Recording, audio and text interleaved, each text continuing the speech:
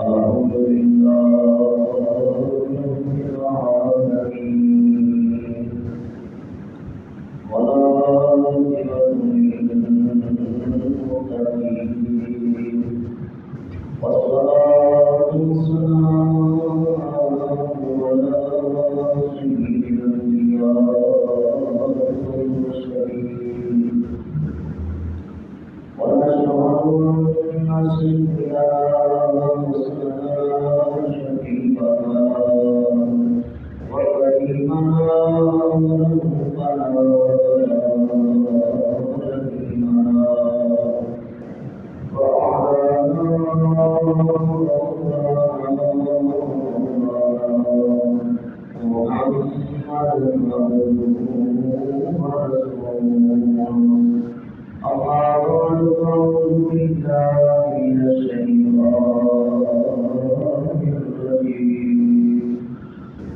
بسم الله الرحمن الرحيم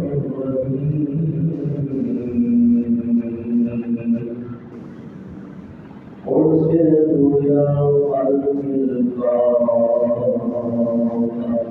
صدق الله العظيم وصدق رسوله النبي الكريم الأمين إن الله وملائكته يصلون على النبي يا أيها الذين آمنوا صلوا عليه وسلموا تسليما الصلاة والسلام عليك يا سيدي يا رسول الله وعلى آلك وأصحابك يا حبيب الله الذي يعطيك عطاءته دائرة الصلاة التي يعطيك عطاءته دائرة الصلاة چکنا کے مرتے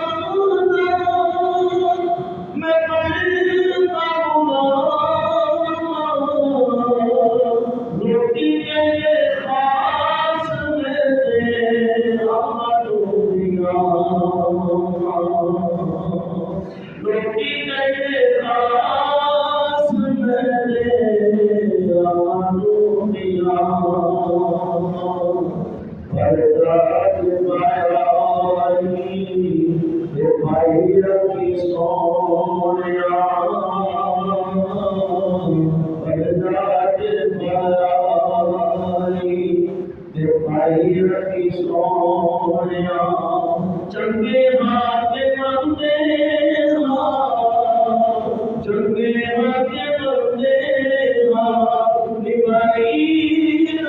سویا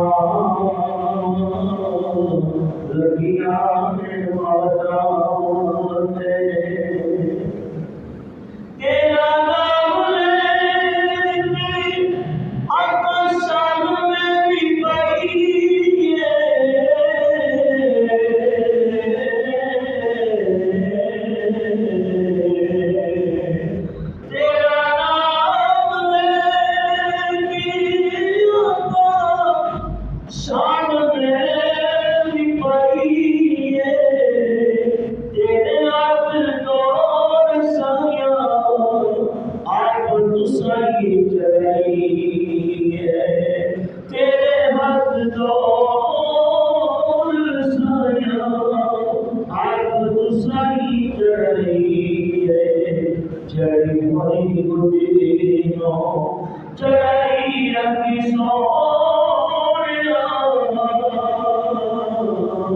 چڑی ہوئی دنیا چڑی ہوئی دنیا چڑی رکھی سویا چنگیا کے منزل بھائی رکھی سویا لگیاں نے موجا لائی رکھی سویا لگیاں نے موجا کسے نو میں اپنا دکھڑا سنایا نہیں کسے نو میں اپنا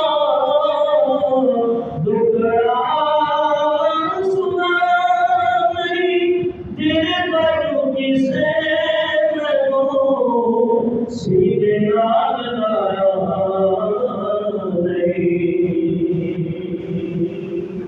کسے نو میں اپنا دکھڑا سنایا نہیں تیرے بڑوں کسے میں تو سینے نال لایا نہیں سینے نال لایا لائی رکھی سویا سینے نال لائی لائے منہ لگانے کے قابل لائے منہ دکھانے کے قابل سینے نال لائی رکھی سویا سینے نال لائی دل کا بھی بڑی دنیا میں کوئی نہیں والی بہت میرے آقا سینے سے لگاتے ہیں سینے نال لائی لائی رکھی سویا لگیاں نے موجا لائی رکھی سویا چنگے ہاتھ بندے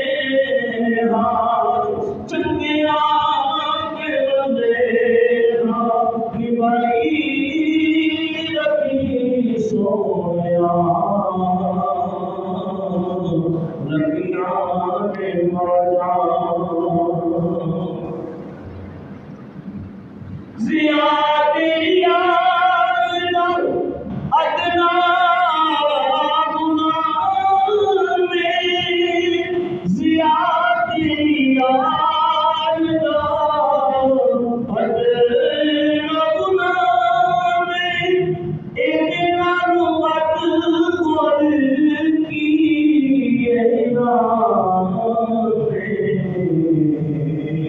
اپنا غلامی بنائی رکھی سویا اپنا غلامی بنائی رکھی سویا چنگیا کے منزل چنگیا کے منزل نبھائی رکھی سویا لگیاں نے موجا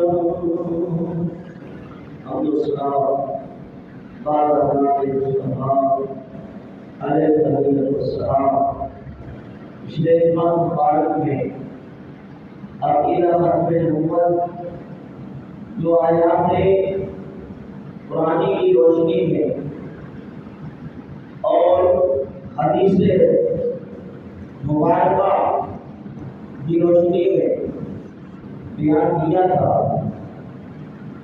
اور کافی ساری باتیں آج تک میں نے پہنچائی تھی کہ حضرت محمد صلی اللہ علیہ وسلم اللہ تعالیٰ کی آخری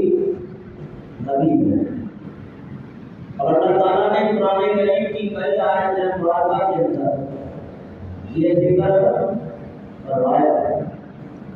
ان میں سے ایک حدیث مبارکہ دارمی سنن جلد اول کے اندر موجود ہے اور صحابہ نمبر 42 بھی ہے اور 53 بھی ہے۔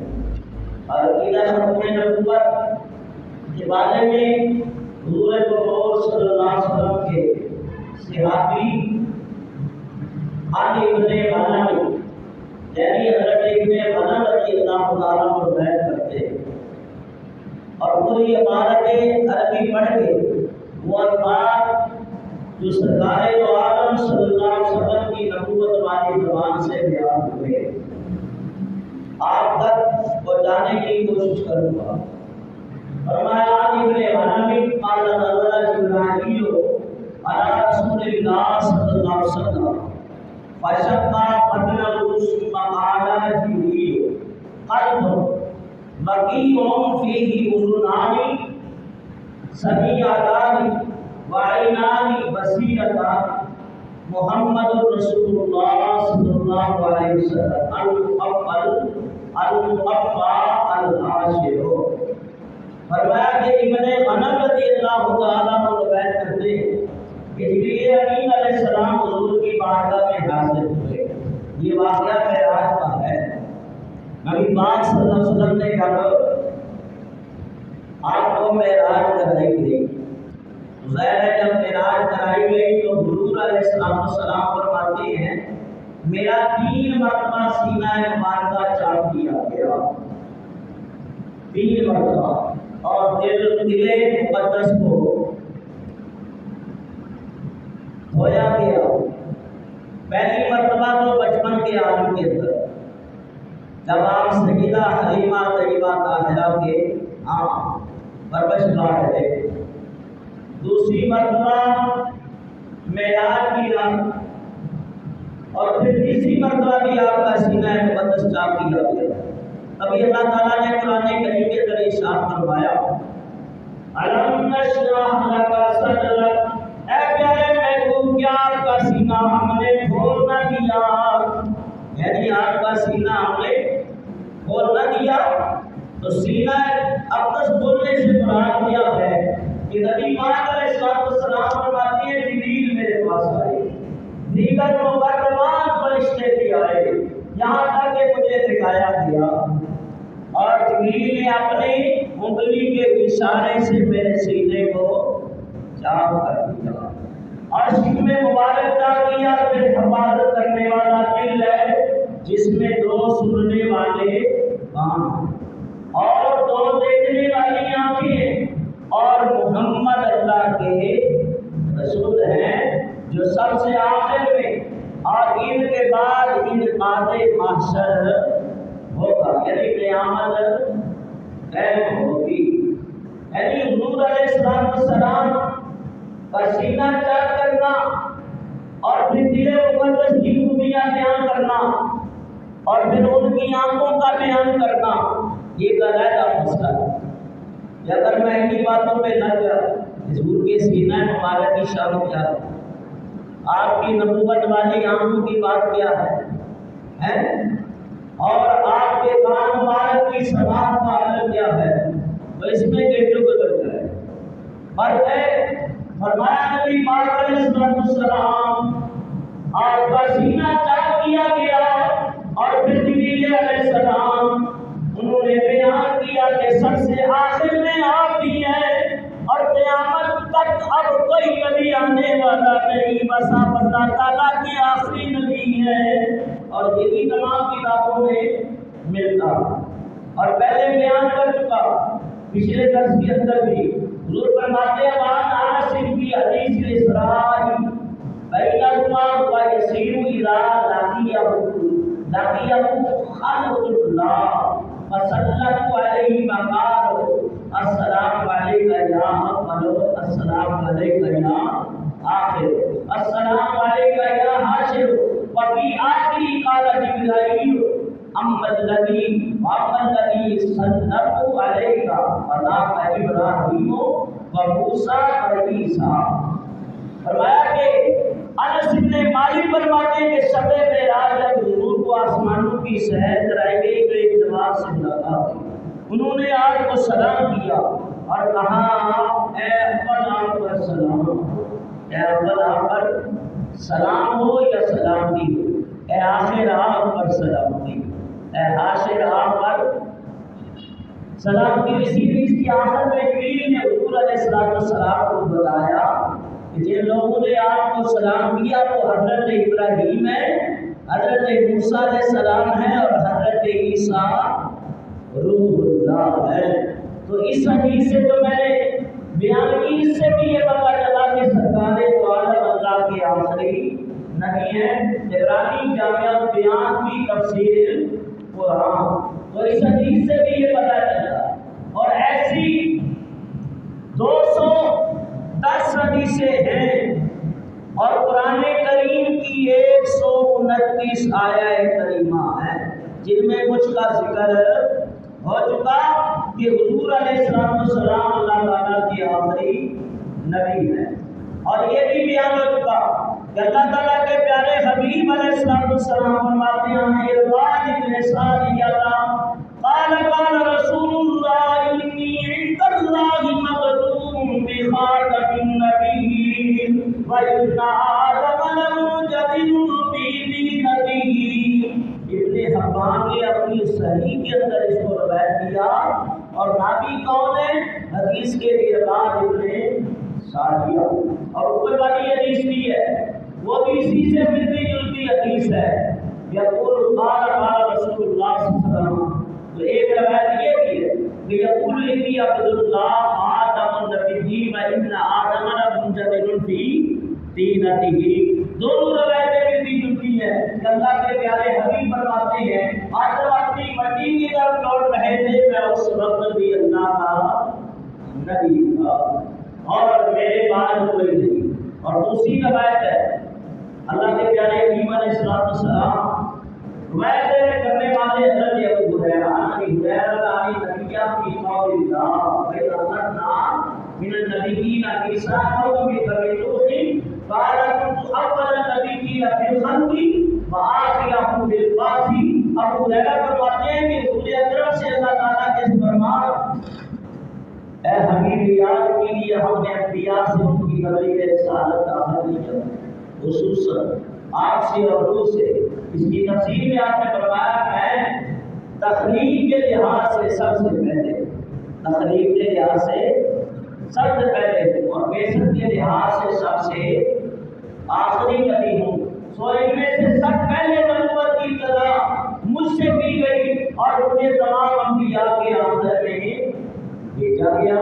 تو یہ روایت بھی بتاتی ہے کہ حضور فروغ صلی اللہ علیہ وسلم اللہ کے آخری نبی ہے. اور ایک اور روایت ہے حضرت عقبہ بن عامر فرماتے ہیں، عقبہ بن عامر رضی اللہ عنہ، یہ حدیث نمبر ہے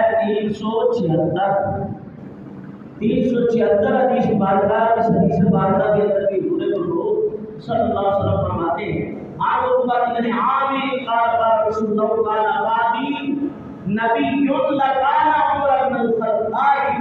اور بعد نے اس کو یوں بھی بیان کیا لکان عمر بن الخطاب. اور یہ روایت جو ہے ترمذی الجامع الصحیح کتاب المناقب باب فی مناقب عمر بن الخطاب، یعنی جہاں حضرت عمر بن الخطاب کی شان کی باتیں آئی ہیں اور حضور کی حدیثیں آئی ہیں ان کے اندر بھی یہ روایت ہے.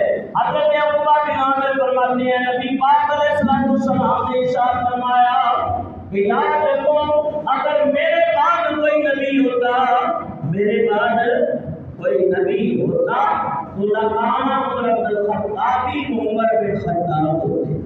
یعنی جو نبی کے اندر عادتیں، خصائص و ادوار، علم، زہد، تقویٰ جو خوبیاں ہوتی ہیں نگاہ مصطفیٰ دیکھ رکھی تھی کہ وہ عمر کے اندر بھی موجود ہے.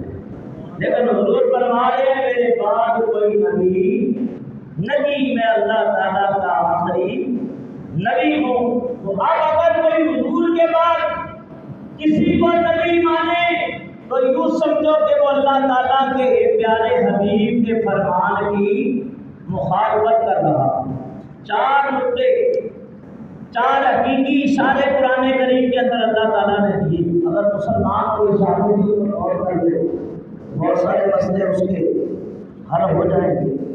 اور وہ اشارہ تانی میں آپ کو بتاؤں گا کہ اس کی وضاحت نہیں ہو سکے گی۔ اللہ تبارک و تعالی نے اپنا تعارف کرایا، فرمایا اے محبوب میں صرف فرشتوں کا رب نہیں، صرف جنات کا رب نہیں، چرند پرند کا رب نہیں، صرف آسمانوں کا رب نہیں اور کعبے کا رب نہیں، بلکہ اللہ تبارک و تعالیٰ نے فرمایا اے پیارے حبیب آپ فرما دیجئے قل اعوذ برب الناس،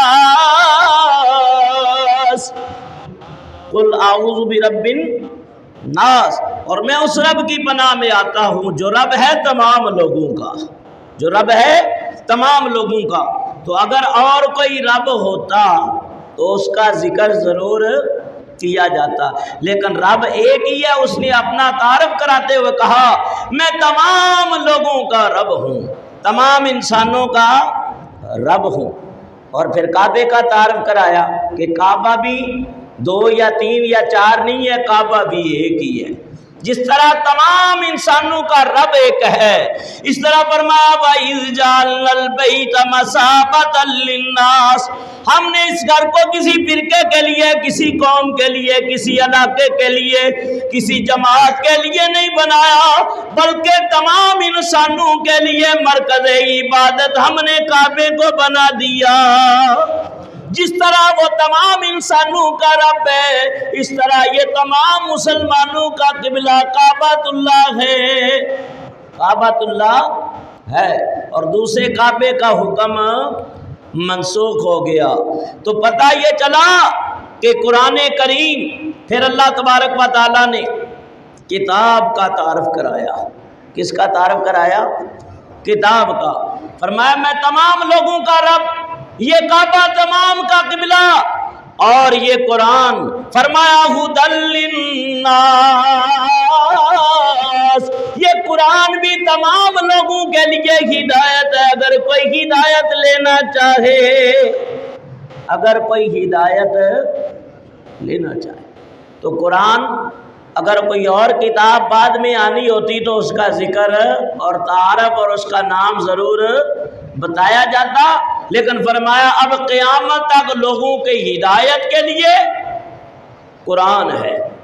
اور شروع میں آپ پڑھیں، اللہ فرماتا ہے الف لام میم ذالک الکتاب لا ریب فیہ ھدی للمتقین، اور یہ ہدایت ہے کن کے لیے؟ متقین۔ پہلے مطلق فرمایا ھدی للناس، یہ لوگوں کے لیے ہدایت ہے، لیکن سارے لوگ ہی ہدایت یافتہ ہو سکتے نہیں ہے۔ کافر ہے، کوئی مشرک ہے، ابھی بھی کوئی یہودی ہے، کوئی عیسائی ہے، کوئی نصرانی ہے، مختلف مذاہب کے اندر لوگ ہیں۔ اس وقت دنیا میں 4200 مذہب ہیں، 4200 مذہب ہیں، لیکن خدا کا شکر ہے، اس اللہ کا کروڑا شکر ادا کرتے ہیں، اتنے مذاہب ہونے کے باوجود اللہ تعالیٰ نے ہمیں دین اسلام کی ہدایت عطا فرما دی۔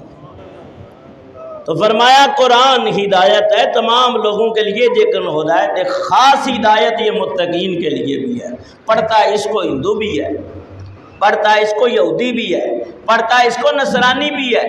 ابو جہل بھی سنتا تھا، عتبہ و شیبہ بھی سنتا تھا، لیکن کیا ہوا؟ وہ ہدایت لے سکے نہیں ہے۔ فرمایا کہ یہ ہدایت ہے صرف متقین کے لیے، صرف قرآن پڑھنے سے نہیں ہوتا۔ کوئی عربی پیدا ہو جائے، عربی زبان سیکھ لے، لیکن جب تک ایمان لائے گا نہیں، مومن کہلائے گا نہیں۔ تو وہ رب ہے تمام لوگوں کا، یہ کعبہ ہے تمام کا قبلہ، قرآن تمام لوگوں کے لیے آیا ہے۔ اور جب حبیب کی باری ہے، چوتھا اشارہ حقیقی سمجھو، اللہ فرماتا ہے وَمَا أَرْسَلْنَاكَ إِلَّا كَافَّةً لِلنَّاسِ، ہم نے کسی گروہ، کسی فرقے، کسی جماعت، یا کسی ایک علاقے یا بستی یا قوم کی طرف نبی نہیں بنا کے بھیجا، بلکہ تمام نسل انسانی کے لیے آپ کو نبی بنا کے بھیجا۔ اور اگر اور کوئی نبی آنا ہوتا تو اللہ یہ نہ کہتا میں نے آپ کو تمام لوگوں کے لیے نبی بنا کے بھیجا ہے اور آپ کے بعد کوئی اور بھی آنا ہے۔ تو خاتم، یہ جو خاتم لفظ ہے نا ہم پڑھتے ہیں خاتم النبیین، یہ خاتم جو ہے اس کو زبر سے بھی پڑھ سکتے ہیں، زبر سے بھی خاتم، تو خاتم پڑھیں گے تو اس میں فاعل کا معنی دے گا۔ توجہ کرو اس کے اوپر،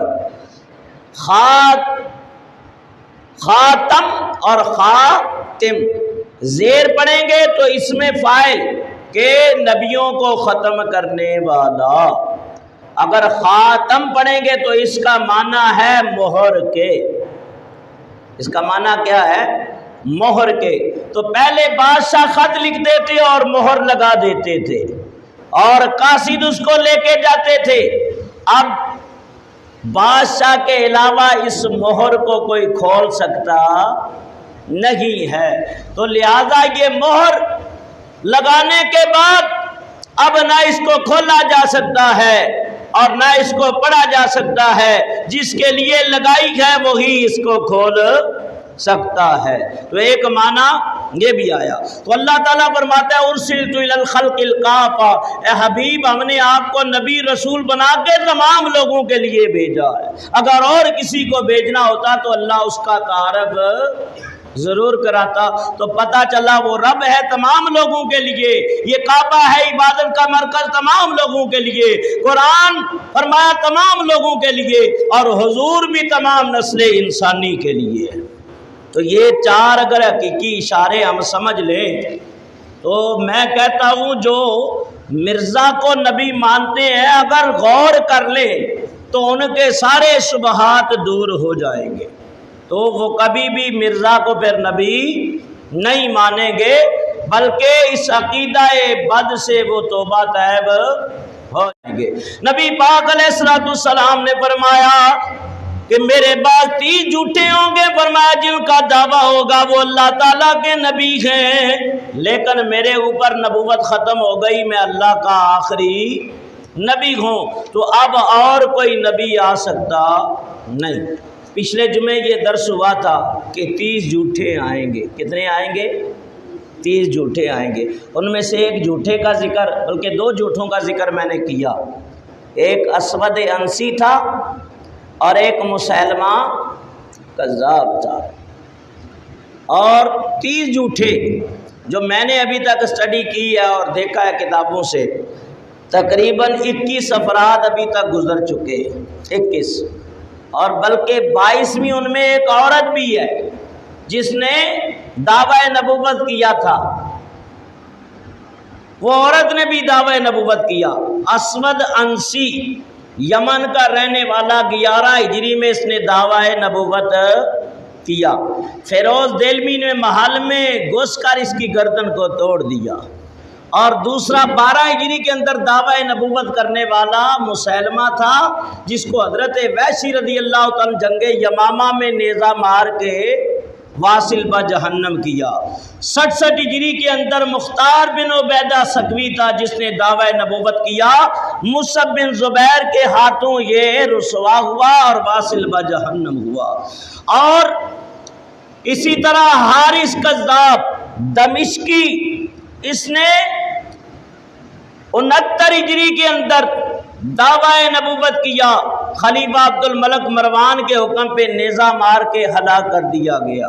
مغیرہ اجلی 119 ہجری کے اندر دعویٰ نبوت کیا، خلیفہ شام بن عبد الملک کے دور میں یہ مارا گیا، اور امیر عراق خالد بن عبداللہ کرسی نے اسے زندہ جلا کر راکھ کر دیا۔ یہ تعارف بتا رہا ہوں۔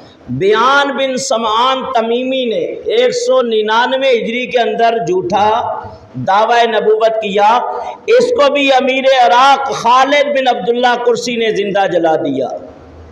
اور دور بنو عباس کے کذاب کا تعارف بھی سنو۔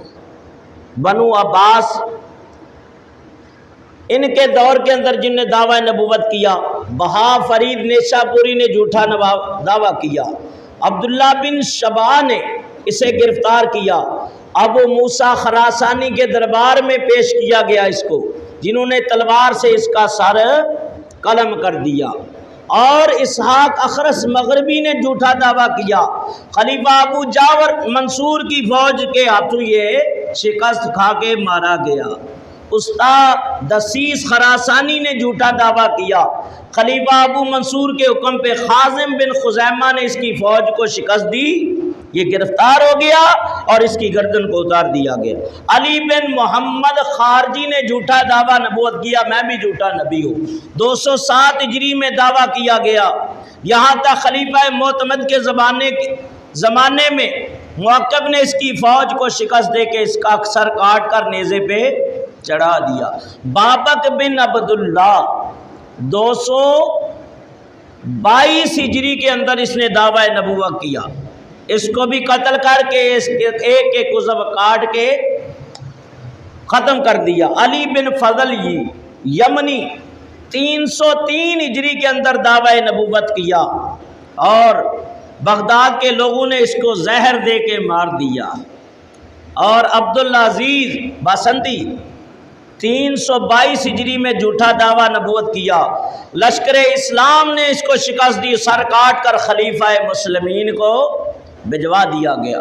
حمیم مجلسی 329 ہجری کے اندر دعویٰ نبوت کیا، قبیلہ معمور سے احواء کے مقام پہ ایک لڑائی میں یہ بھی مارا گیا۔ ابو منصور اسبی برگواتی اس نے بھی 329 ہجری میں دعویٰ نبوت کیا، یہ بھی بلقین بن زہری سے جنگ میں شکست ہوئی، مارا گیا۔ یہ بنو عباس کے دور میں جھوٹے کذاب جنہوں نے دعویٰ نبوت کیا۔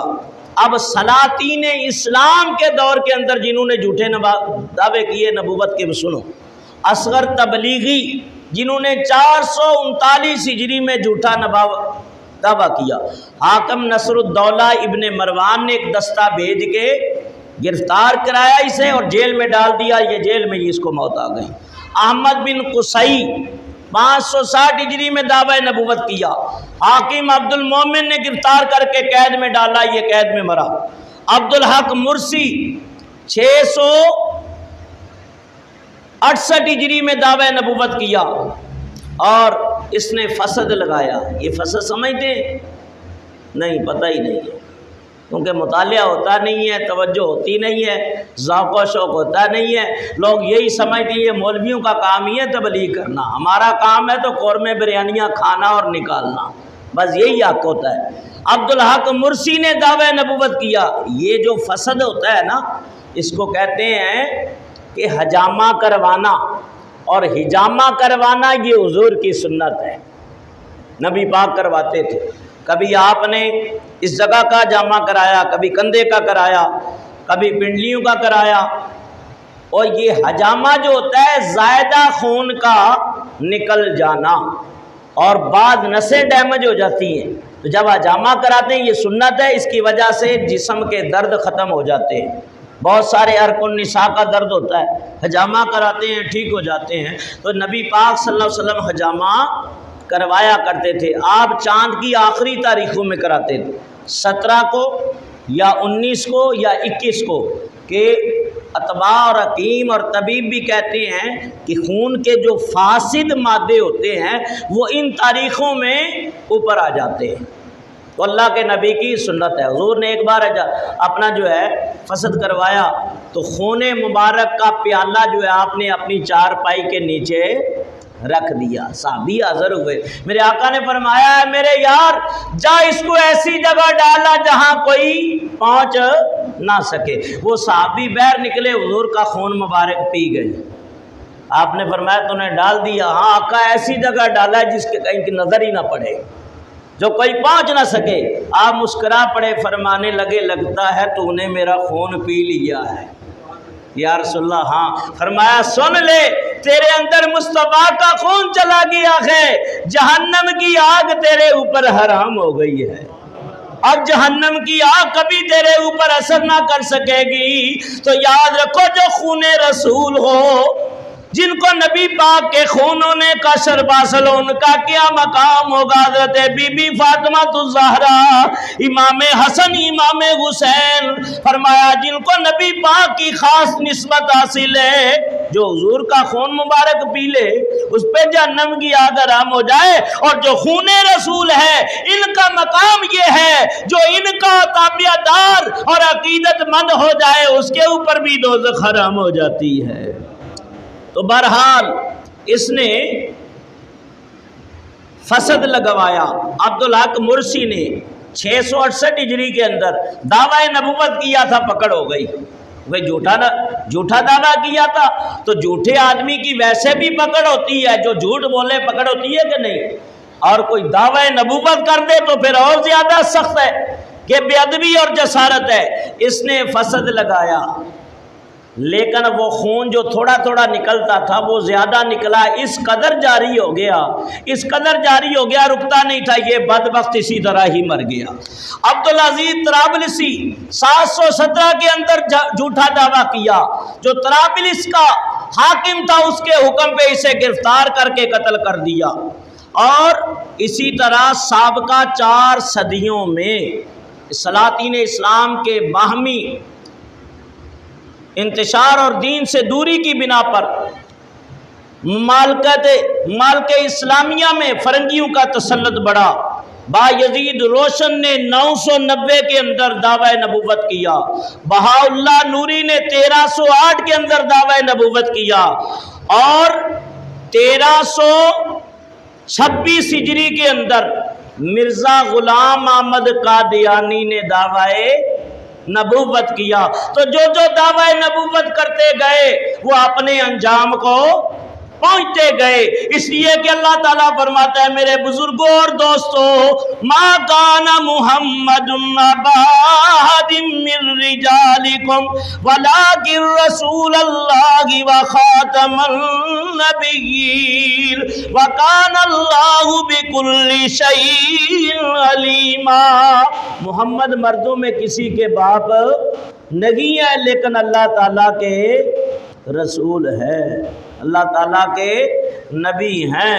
تو جن لوگوں نے دعوے کیے وہ اپنے انجام کو پہنچے، اور اس صدی کے اندر مرزا غلام احمد قادیانی کے ماننے والے، اس کے جھوٹے امتی بننے والے، ان کا تعاقب جو ہے حضرت امام شیخ احمد نورانی نے کیا، عبدالستار خان نیازی نے کیا، عبد المصطفیٰ الازہری نے کیا، مفتی وقار الدین نے کیا، قبلہ سید شاہ تراب الحق قادری رحمۃ اللہ علیہ نے کیا، اور فرمایا کہ 1900 کے اندر اس کا تعاقب مرزا کا تاجدار گولڈا نے کیا، پیر میر علی شاہ صاحب، اور آپ کا عرس بھی اس مہینے میں 29 صفر کو ہے گولڈا شریف کے اندر، اور اسی مہینے میں عرس ہے۔ انشاءاللہ اگلا جو درس ہوگا وہ اس میں عرس جن بزرگوں کا ہوتا ہے ان کے ذکر چل پڑیں گے۔ اس مہینے کی 25 تاریخ کو اعلیٰ حضرت عظیم البرکتی مجدد دین و ملت پروانہ شمع رسالت شاہ امام احمد رضا فاضل بریلوی کا عرس ہوتا ہے، جنہوں نے قادیانیوں کی رد کے لیے آپ نے 6 کتابیں لکھی ہیں۔ ایک قادیانی جھوٹے ہیں، اور مرزا کی مذمت کے لیے آپ نے 6 کتابیں لکھی ہیں، اور ہمارے کابرین کے اگر حوالے دینا شروع ہو جائیں تو ایسی سینکڑوں کتابیں ہیں جو اہل سنت کے علماء نے لکھی ہیں اور قادیانیوں کا رد کیا۔ اب یہ مسئلہ اس قدر عام ہو چکا ہے تو ہمارے سیدھے سادے سنی العقیدہ مسلمان بھی ان کے اس دھوکے کو سمجھ چکے ہیں۔ اور بابا خادم حسین رضوی، اللہ اس مرد کلندر کے مزار پہ کروڑا رحمتیں نازل کرے کہ جس نے پوری دنیا کے اندر یا رسول اللہ لبیک یا رسول اللہ کے نعرے لگوا دیے، اور نبی پاک کی ختم نبوت کا یہ مجاہد آخری وقت تک لڑتا رہا، یہاں تک کہ جان دے دی لیکن سودا نہیں کیا۔ اللہ تعالیٰ ان کی بخشش و مغفرت فرمائے اور جنت الفردوس میں اللہ مقام علیین عطا فرمائے۔ حضرت تاجدار گولڑا رحمت اللہ تعالی علیہ فرمایا کس پائے کے بزرگ ہیں؟ فرمایا اتنے بڑے امام اہل سنت کے گولڑے کی سرزمین پہ آپ کا مزار آج بھی مرجع خلائق ہے۔ فرمایا گولڑے والے پیر کا مقام سنو، فرمایا میر علی رات سوتے ہیں آنکھ لگتی ہے تو قسمت جاگ اٹھتی ہے، نبی پاک کی زیارت نصیب ہو جاتی ہے۔ حضور فرماتے ہیں کہ آل رسول کے لیے مناسب نہیں ہے میری سنتیں چھوڑ دے۔ سفر میں تھے، مسئلہ سن لو، یہ اکثر جو مولوی بیان کرتے ہیں اور ہماری عوام بھی العوام کلا نام، ان کی بھی شاباش ہے۔ یہ کہتے ہیں نہیں جی وہ سفر کے اندر تو حکم یہی ہے کہ فرض پڑھ لو، وہ بھی قصر، 4 فرض ہوں تو 2 ہیں، لیکن عاشقوں کے لیے کیا ہے؟ نہ وہ سنت چھوڑے نہ وہ نفل چھوڑے، نہ وہ سنت چھوڑے نہ نفل چھوڑے۔ بلکہ میں تو یہ کہتا ہوں، ابھی ہم جا رہے ہیں 1 اکتوبر کو 3 دن کے لیے، قافلہ پورا جائے گا، تو ہم تو تہجد بھی نہیں چھوڑتے الحمدللہ۔ اور یہی اہل اللہ کا طریقہ ہے۔ اور یہ جو قافلہ 12 میں نے بتایا، مکے سے مدینہ آیا تھا، مدینے سے کربلا آیا تھا، کربلا سے یہ شام دمشق کیا تھا، پھر واپس کربلا آیا، پھر یہ مدینہ پاک گیا، ان لوگوں کی کبھی تہجد بھی نہیں چھوٹی تھی۔ تو میں پھر کیا تاثر دوں تمہیں؟ بس 2 پڑھ لو، نفل پڑھنے کی ضرورت نہیں اور سنتے پڑھنے کی ضرورت نہیں، سنت مؤکدہ تو اپنی جگہ۔ فرمایا اہل اللہ کا طریقہ ہے وہ سنت غیر مؤکدہ بھی نہیں چھوڑتے۔ عصر کی سنتیں مؤکدہ ہیں یا غیر مؤکدہ بتاؤ؟ ہیں غیر مؤکدہ۔ ہمارے اصغر علی بٹ صاحب ساتھ وہ جواب دے رہے ہیں کہ یہ غیر مؤکدہ سنتیں ہیں، اور غیر مؤکدہ کا یہ عوام کے اندر تاثر ہے، اور مسئلہ بھی یہی ہے کہ پڑھ لو تو ثواب ہے، نہ پڑھو تو عذاب نہیں ہے۔ لیکن ایکسٹرا عبادت تو ہے، آپ ایکسٹرا ڈیوٹی کریں گے اس کے پیسے ملیں گے کہ نہیں؟ جو آپ ڈیوٹی کے لے لیا کریں، بولا ہم ایکسٹرا چیزوں کے لیتے ہی نہیں ہیں، چھوڑیں گے آپ؟ اور جدھر تمہارا مطلب ہے ادھر چھوڑتے نہیں، اور جدھر مسلمان کا ثواب ہے اجر ہے اس کو غیر مؤکدہ کہہ کے چھوڑ دیتے ہو۔ قیامت کے دن جب نمازیں کم ہو جائیں گی، یہ نوافل یہ سنتیں اس جگہ ڈال دی جائیں گی، تو بڑا کرو۔ پیر میر علی شاہ صاحب کے سنتے نہ پڑھ سکے، صبر کے اندر تھے، ڈر تھا ڈاکوں کا، آپ نے سنتے چھوڑ دی، رات سوئے تو امام الانبیاء کی زیارت نصیب ہو گئی۔ حضور فرمانے لگے میر علی آل رسول اور میری سنتے چھوڑ دیے۔ اس کے بعد میر علی نے پھر کبھی سنتے نہیں چھوڑی ہے، پھر سنتے نہیں چھوڑی ہے، اور پھر اسی بہانے حضور کا چہرہ بھی زیارت ہو گئی، بدعا کا چہرہ نظر آ گیا، اور حضور کا چہرہ تک رہے تھے، اور میر علی کے دل کی دنیا آباد ہو رہی تھی، اور دل سے آوازیں نکل رہی تھی، چہرہ مصطفیٰ دیکھ رہے تھے، اور لب کشائی کرتے ہوئے عرض کر رہے تھے اس صورت نو میں جانا کا کہ جانے جہانا کا، سچ آقا تے رب دی میں شان کا، وہ جس شان تو شانہ سب بڑیا، سبحان اللہ سبحان اللہ، مکھ جن بدری شاشانی متھے چمکے لاٹ نورانی، او کالی زلف تے اک مستانی، مخمور اکھیں مدبریاں، سبحان اللہ ما اجمل کا ما احسن کا ما اکمل کا، کتے میری علی کتے تیری ثنا، مشتاق اکھیاں کتے جاڑیاں۔ تو تاجدار گولڑا کہتے ہیں میں میدان عرفات میں تھا، اور یہ ہمارے ایک بیٹھے ہوئے نمازی ان کے والد، جناب محمد امین صاحب، اللہ تعالیٰ انہیں جنت میں اعلیٰ مقام عطا کرے، انہوں نے مجھے ایک کتاب لا کے دی، ابھی بھی میرے پاس موجود ہے نشانی کے طور پہ، میرے منیر، اور بتا رہے تھے کہ ان کے والد کو جو لب لگاتے تھے نا پہلے بزرگ، تو وہ حضرت پیر میر علی شاہ صاحب نے ان کو لگایا ہے۔ حالانکہ گرمی کا موسم ہے، میت یہاں سے لے کے گئے ہیں، اور اتنی دور جانے کے بعد ہزارے کی سرزمین پہ جب کھولا گیا تو وہ سے خوشبوئیں آ رہی تھی۔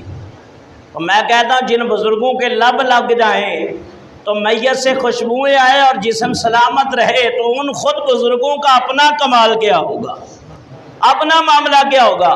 حضرت پیر میر علی شاہ صاحب فرماتے ہیں کہ میدان عرفات میں میری ملاقات ہو گئی، ایک اللہ کا ولی حاجی امداد اللہ مہاجر مکی رحمۃ اللہ علیہ، یہ چشتی صابری بزرگ ہے، اور یہ پیر ہیں مولوی اشرف علی تھانوی کے، قاسم ننوتوی کے، یہ دیوبند کے بڑے بڑے مولوی ان کے مرید ہیں۔ تو لیکن حاجی صاحب سنی العقیدہ تھے اور ان تمام چیزوں کو مانتے تھے۔ حاجی صاحب نے، میرے پیر و مرشد نے ایک کتاب وہ چھپوائی ہے ان کی، ہفت مسئلہ، چند اوراق کے اوپر ہے بلکہ رسالہ ہے، اس کے اندر حاجی صاحب کا یہ عقیدہ ہے، میں میلاد شریف کا تبرک برکت سمجھ کے کھاتا ہوں، برکت سمجھ کے کھاتا ہوں، اور کہا خود میلاد میں حاضر ہوتا ہوں، حضور کا میلاد پڑھتا ہوں، میں نے مدینہ پاک بھی حاضری دی، مکہ میں جہاں حضور کی ولادت ہوئی وہاں بھی حاضری دی ہے، اور وہاں اس دور میں لوگ کھڑے ہو کے حضور کی بارگاہ میں درود و سلام پیش کرتے تھے۔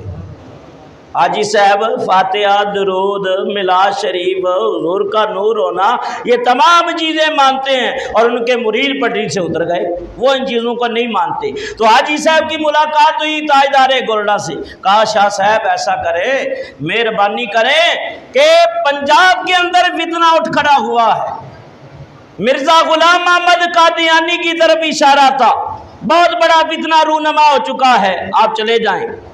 اور خاص کر میں نے غور کیا اور ہمارے علماء نے، اللہ تعالیٰ نے پیر میر علی شاہ صاحب کو عقیدہ ختم نبوت کے تحفظ کے لیے ہی اللہ نے بھیجا تھا، وہی کام اللہ نے آپ سے لینا تھا۔ کہا حضرت آپ چلے جائیں، آپ وہاں بیٹھے بھی رہیں گے تو آپ کا اتنا روب دبدبہ ہوگا کہ جو وقت کے علماء ہیں آپ کی زیارت کر کے ہی ان کو بڑا حوصلہ مل جائے گا، تو مرزا کے مقابلے کے لیے کافی ہیں۔ تو آپ پیر میر علی شاہ صاحب کہتے ہیں میں آ گیا، اور میں جب گولڈا پہنچا اپنے وطن میں، زور کی نماز ایک دن پڑھ کے اپنے حجرے میں مراقبے میں بیٹھ گیا۔ مراقبے میں جب بیٹھا تو مراقبہ جن کا کبھی ہے تو وہ روحانی طور پہ پھر پرواز کرتے، یہ ایک علیحدہ مسئلہ ہے۔ یہ مراقبہ کیا ہے؟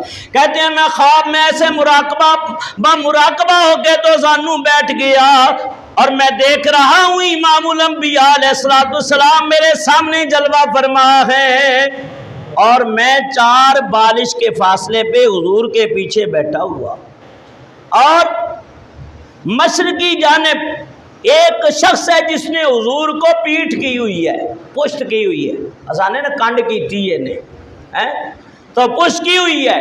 تو میں سمجھ گیا یہی وہ بدبخت ہے جس نے نبی پاک کو پشت کی ہے، یہی جھوٹا ہے، یہی وہ کذاب ہے۔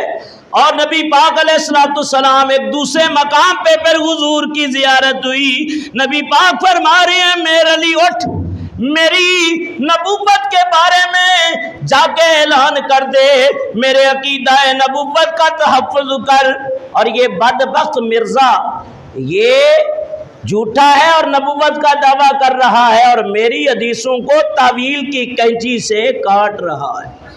بہت ساری حدیثیں ہیں، اس نے اس کا مطلب غلط لیا ہے، اور اسی طرح قرآن کریم کی جہاں آیتیں جہاں حضور کی شان ہے، یہ جو آپ ابھی بینک چلے جائیں نا،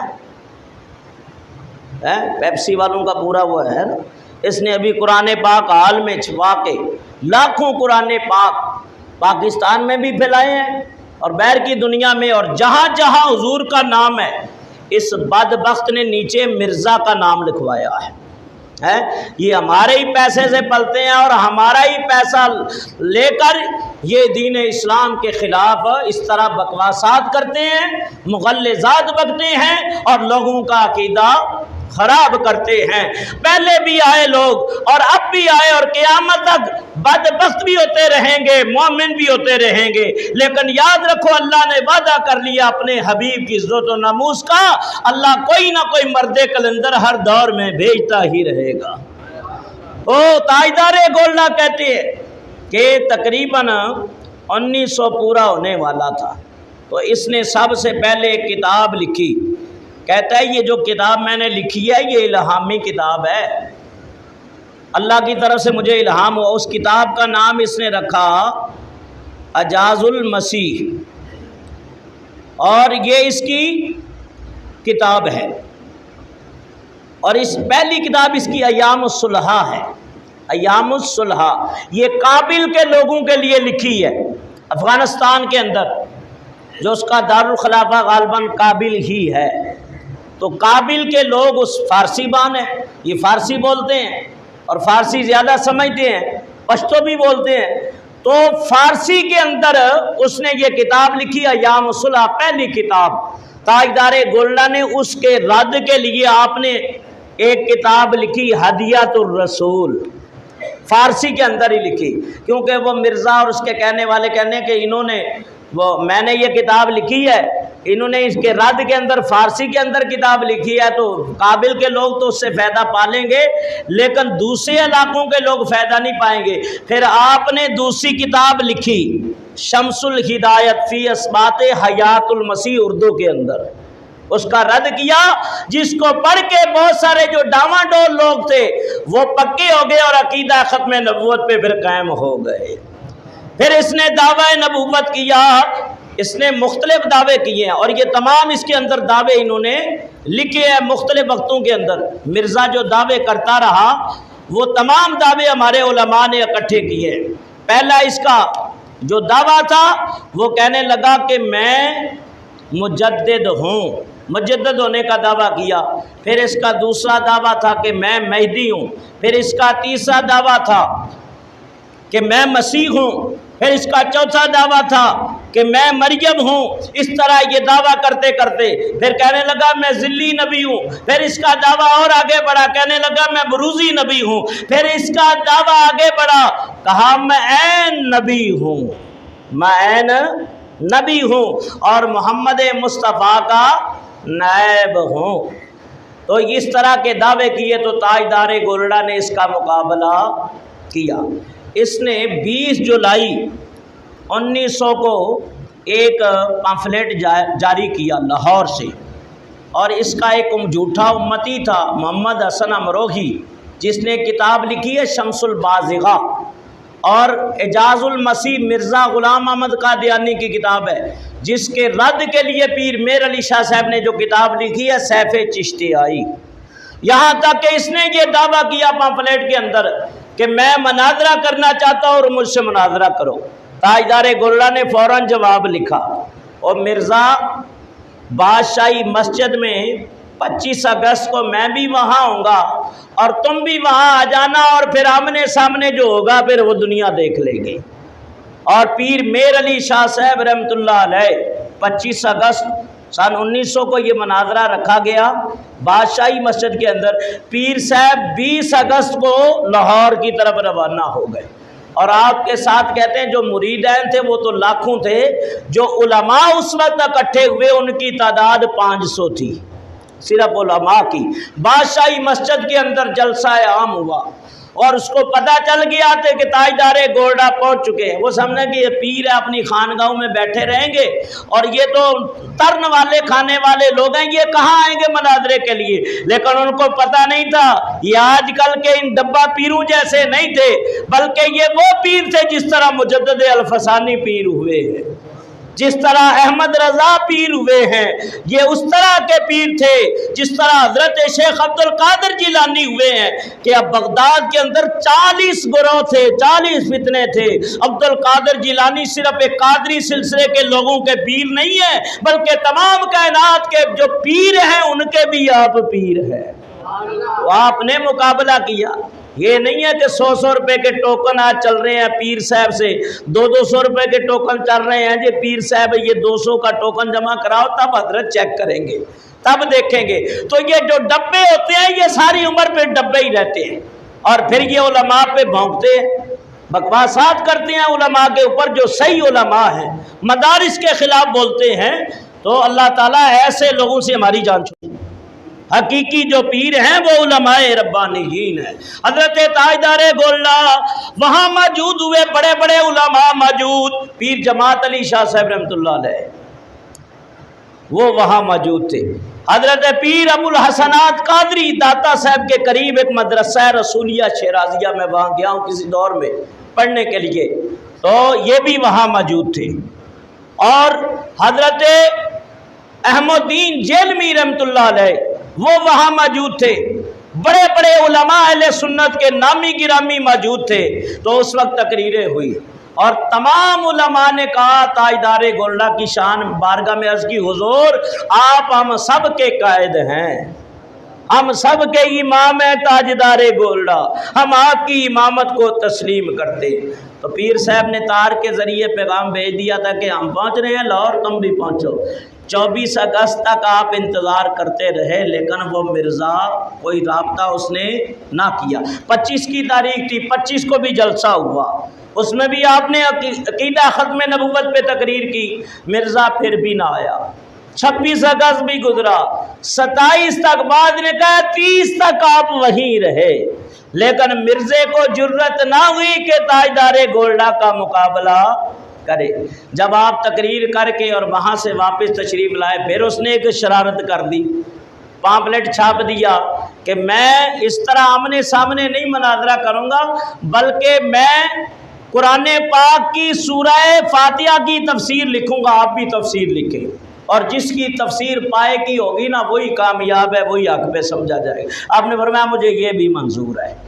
اس نے تفسیر لکھی، حضرت نے اس تفسیر کا مطالعہ کیا، آپ نے 100 غلطیاں صرف تفسیر کے اندر اس کی نکالی، صرف کی، نحو کی، لغت کی، بلاغت کی، معانی کی، منطق کی، اور جو اس نے محاورے استعمال کیے اور قرآن کریم کی آیتوں سے جو التباس کیا تھا، جو مسئلے اخذ کیے تھے، وہ سارے ہی غلط تھے۔ تو پھر کچھ عرصہ گزر گیا، پھر کہنے لگا بھی ایسا کرتے ہیں، اس کے کسی مریض نے دعویٰ کیا۔ حضرت پیر میر علی شاہ صاحب کی بارگاہ میں قاصد پہنچا، مرزا کا کہنا یہ ہے کہ ہم کس 2 اپاج کو بٹھا دیتے ہیں، 2 اپاج کو بٹھا دیتے ہیں، لولے لنگڑے کو، اندھے کو، اور اس کو بٹھا کے دعا کرتے ہیں۔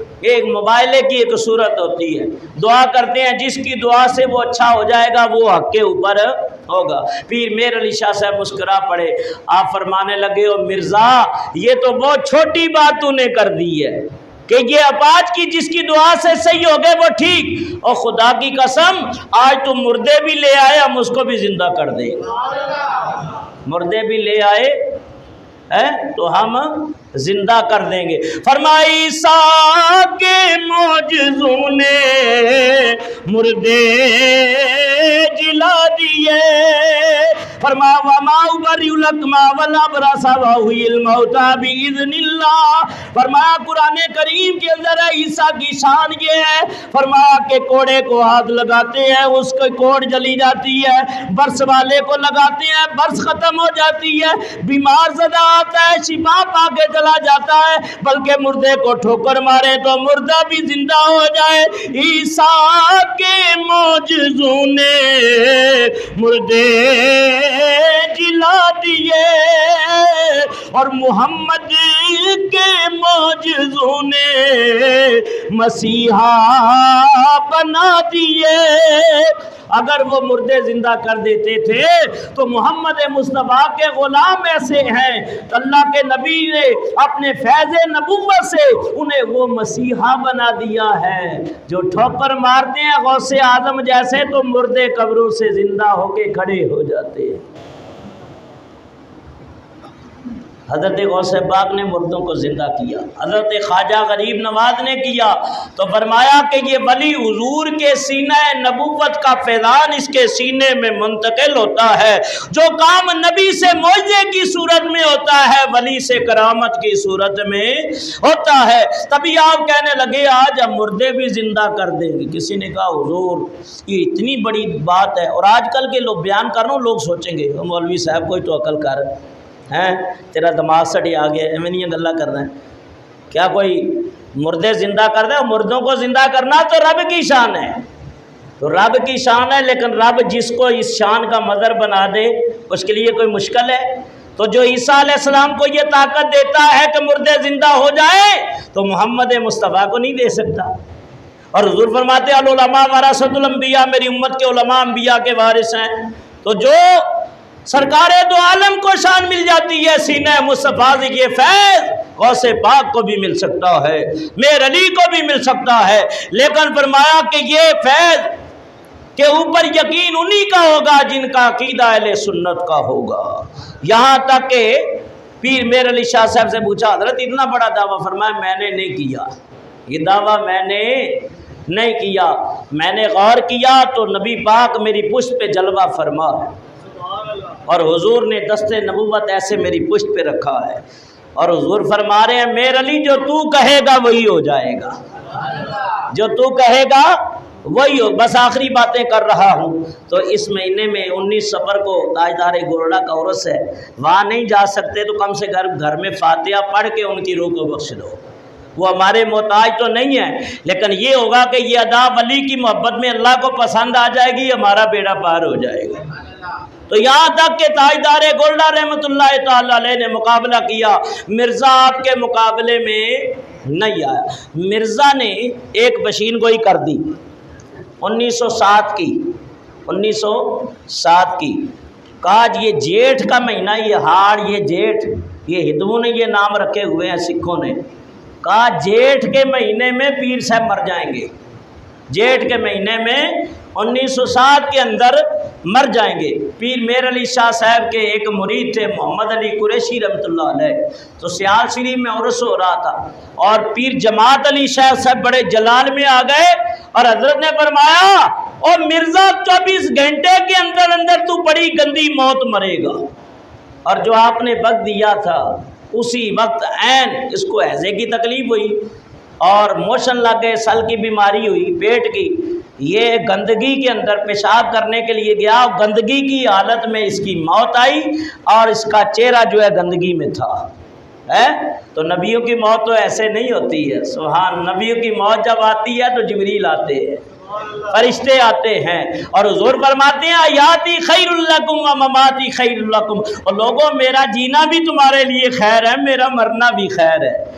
اور حضور علیہ السلام کا جب وقت آیا تو اسرائیل نے اجازت طلب کی ہے، اور صحابہ فرماتے ہیں، حضرت عبداللہ بن فضل فرماتے ہیں میں آخری آدمی تھا حضور کی قبر انور سے نکلنے والا، حضور کے لب اس وقت بھی ہل رہے تھے، اور آپ اپنی امت کے لیے دعائے بخشش فرما رہے تھے۔ تو یہ ایک علیحدہ مسئلہ ہے۔ تو آپ سیال شریف میں عرس کے موقع میں موجود ہے، کسی نے کہا حضور مرزا مر گیا ہے، مرزا 1907 کے اندر عرس کے موقع پہ آپ کو مرض، آپ نے فرمایا ہماری پیش گوئی کرنے والا خود مر گیا آج۔ فرمایا الجیٹھ بالجیٹھ، جیٹھ کو اللہ نے جیٹھ ہی سے بدل دیا ہے، جو ہماری موت کا دعویٰ کر رہا تھا آج خود مر گیا۔ ایک جادوگر نے آپ پہ جادو کر دیا تھا، کشمیر کا رہنے والا، کہا پیر میر علی شاہ صاحب ایک ہفتے کے اندر مر جائیں گے۔ مرید نے بڑی آرزو کی، کہا حضرت اس جادوگر بڑا پائے کا جادو ہے، اور جادو جب کوئی کسی سے جادوگر جادو کرتا ہے نا، اگر کام نہ کرے تو الٹا اس پہ ہو جاتا ہے۔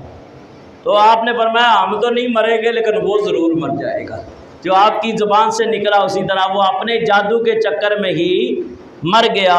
اور یہ مرزا پیش گوئی کرنے والا 1907 میں تاجدار گولڈا مر جائیں گے، آپ اس کے بعد بھی 30 سال زندہ رہے۔ کتنے؟ 30 سال زندہ رہے، اور تقریباً 29 صفر المظفر 1356 بمطابق 11 مئی 1937 کو آپ کا وصال ہوا۔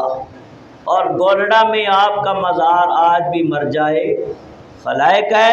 اور ہمارے بزرگوں نے جو عقیدہ ختم نبوت کا تحفظ کیا ہے، اور قادیانیوں کے تابوت میں جو پیر میر علی شاہ صاحب نے کیلے ٹھوک دی ہے نا، اب قیامت تک وہ کوئی نکالنا بھی چاہے نا تو نکال نہیں سکتا۔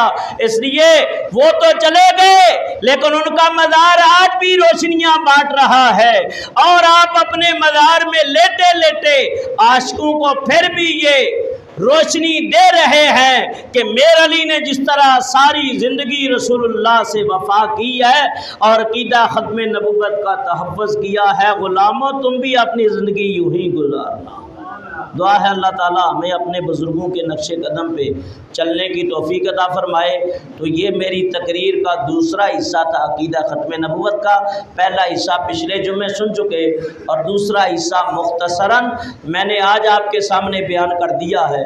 دعا ہے اللہ تعالیٰ ان واقعات کو بیان کرنے کی بدولت اللہ تعالیٰ ہماری بخشش و مغفرت فرمائے، اور ہمارے اکابرین نے جو قربانیاں دی ہیں ہمیں ان قربانیوں کی اللہ تعالیٰ قدر کرنے کی توفیق عطا فرمائے، اور اللہ تعالیٰ ہم سب کا خاتمہ ایمان پہ کرے، اور جب تک رہیں اللہ ایمان پہ سلامت رکھے۔